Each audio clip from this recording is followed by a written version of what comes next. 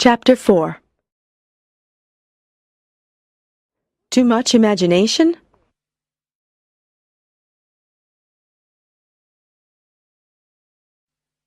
When the science class started, Mr. Adams walked in.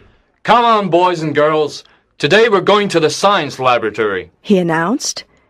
In our lab, there are some white mice and some hamsters in cages.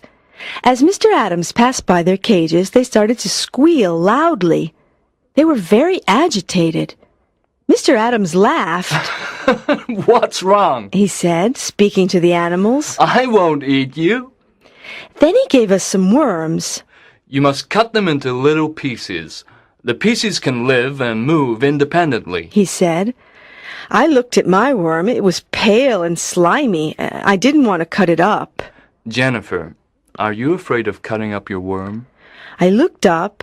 Mr. Adams was at my desk. He smiled down at me. "Give me your knife." I thanked him and gave it to him. His arm touched mine. It tickled. An electric shock ran through me and I jumped. "What's wrong?" asked Mr. Adams. He seemed frightened. "Nothing," I answered, trying to smile. He helped me cut up my worm, then walked away. No one else in class had noticed anything. I didn't know what to think. Were all my teachers weird, or was I just too imaginative? I wrote a note to Paul and told him what had happened. "Paul," I whispered. Paul turned and looked at me. I passed the note. "Excuse me. What are you doing?" "Paul, what do you have in your hand?" asked Mr. Adams. His voice made me freeze. We were in very big trouble. Nothing," said Paul. "Please listen to the lesson. If I see you again, you must give me the note." "I'm sorry," answered Paul. Phew, I was so happy that I wanted to laugh. Obviously, I didn't. When the bell rang,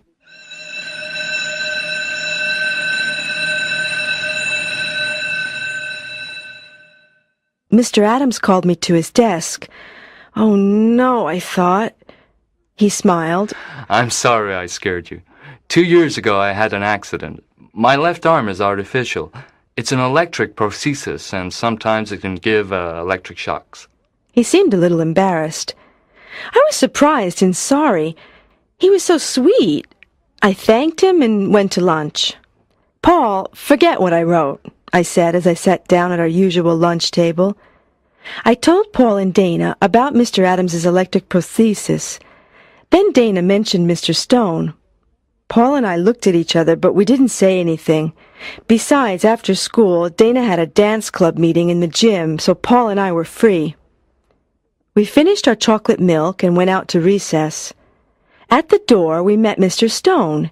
His head was down. He seemed deep in thought. "Hi," Dana said to him. Hi," he said, surprised, lifting his head. His eyes were green again. "Wow, that Mr. Stone is really a mystery," Dana exclaimed. I still didn't want to tell Dana the whole story, so I changed the subject. Fortunately, the bell interrupted us.